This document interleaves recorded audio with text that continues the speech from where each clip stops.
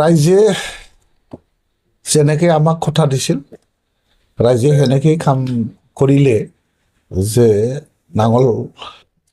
নাঙল চিনত ভোট দি Bpfক সঁচা সঁচিকৈ আশীৰ্বাদ দি আছে আৰু ৰাইজৰ আশীৰ্বাদত বিপুল ভোটত বিজয়ী হোৱাটো মানে ক্লিয়াৰ হৈ গ'ল বৰ্তমানে। আশা কৰে এইটোতো 100% ৰাইজৰ আশা, ৰাইজৰ সহযোগ আৰু ৰাইজৰ আশীৰ্বাদ কোনেও নেওচিব নোৱাৰে। ৰাইজে যেনেকৈ ভাবিছে আৰু যেনেকৈ ৰাইজক কথা দিছিল বা আমাক কথা দিছিল, সেনেকেই ৰাইজে এইবাৰ Bpfৰ চৰকাৰ আৰু নাঙলৰ চৰকাৰ বনোৱাটো নিশ্চিত। এইটো কোনেও ৰোধ কৰিব নোৱাৰে, এইটো ৰাইজৰ লগত কোনেও চেলেঞ্জ কৰিব নোৱাৰে। আৰু ৰাইজ নিজে Bpf দলক বিচাৰিছিল আৰু এই সুযোগতে Bpfক নাঙল ছবি ভোট দি এইবাৰ Bpfৰ চৰকাৰ বনোৱাটো 100% ক্লিয়াৰ হৈ গ'ল আজিৰ দিনত। কি কাৰণত বোলে আপুনি হ'ব পাৰে মানে এইটো পৰিৱৰ্তনৰ কিবা এটা শ্লোগান আছিলে আৰু সঁচা সঁচিকৈ ৰাইজে গঠিছিল সমাজটো আগুৱাই যোৱাটো সকলোৱে বিচাৰে।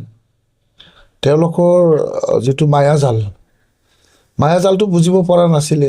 তেওঁলোকে যে অকল ডাইলগ আৰু তেওঁলোকে খালি প্ৰপাগাণ্ডাই কৰিছিল, প্ৰচাৰেই কৰিছিল আৰু মিছা কথাই কৈছিল, এই কথাটো 5 বছৰত প্ৰমাণিত হৈ গ'ল।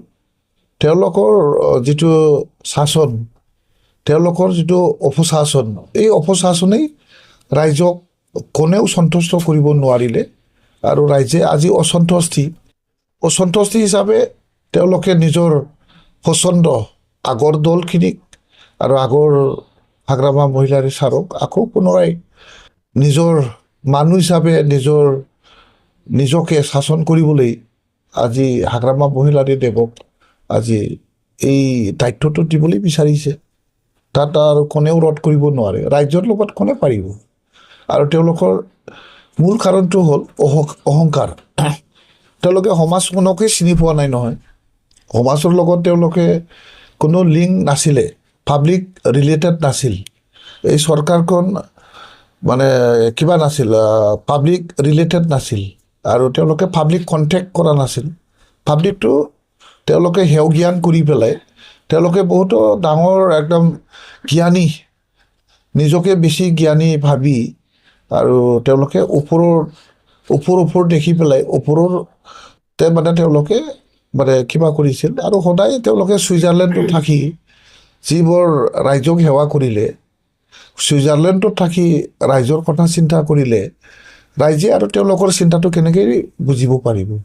ছুইজাৰলেণ্ডৰ থাকি পেলাই এতিয়া ৰাইজে ছুইজাৰলেণ্ডত যাবলৈ বিদায় দি দিলে। ইতিমধ্যে ৰাইজে এইবাৰ BTCৰ পৰা তেওঁলোকক বিদায় দিব, ছুইজাৰলেণ্ডলৈ যাবৰ কাৰণে তেওঁলোকক অনুমতি দিলে।